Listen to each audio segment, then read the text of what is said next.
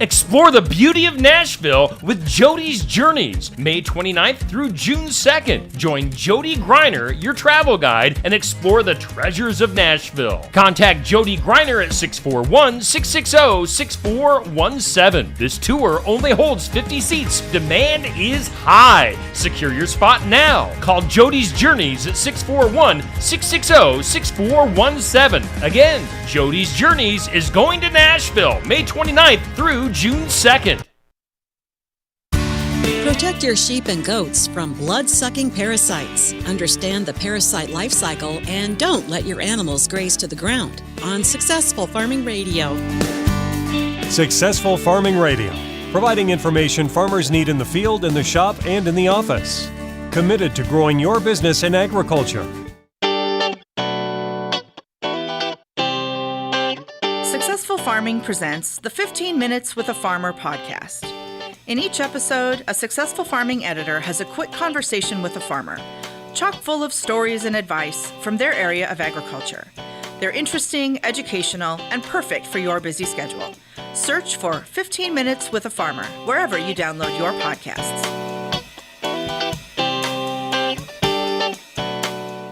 Any age, any make, any model. Any way you look at it, you can get the right part at the right price by stopping by the One Parts counter at your local John Deere dealership. Whether you need to replace a worn part or just need to stock up on maintenance and replacement parts, you can find it all at the One Parts counter. Knowledgeable, friendly staff will help you choose from genuine John Deere, Reman, or A&I parts. Do yourself and your machine a favor. Stop by the One Parts counter today at your local John Deere dealership.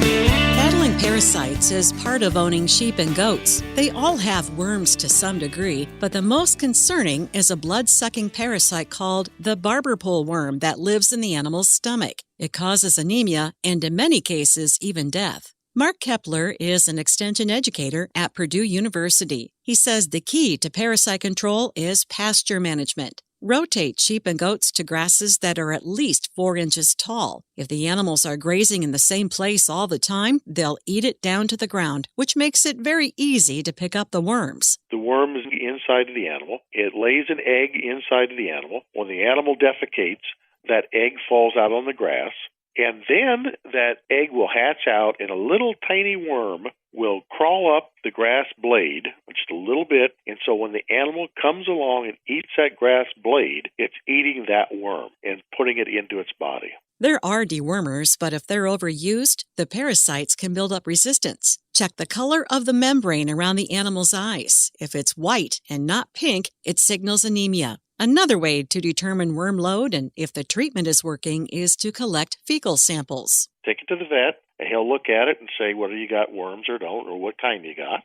I give them the drug, come back, whatever the vet says, usually about 2 weeks later, and then I see again what kind of egg numbers I got. If I got the same number of eggs I had the first time around, I got resistance, and that drug isn't doing me any good. I'm Jody Henke. Learn more about controlling sheep and goat parasites at agriculture.com.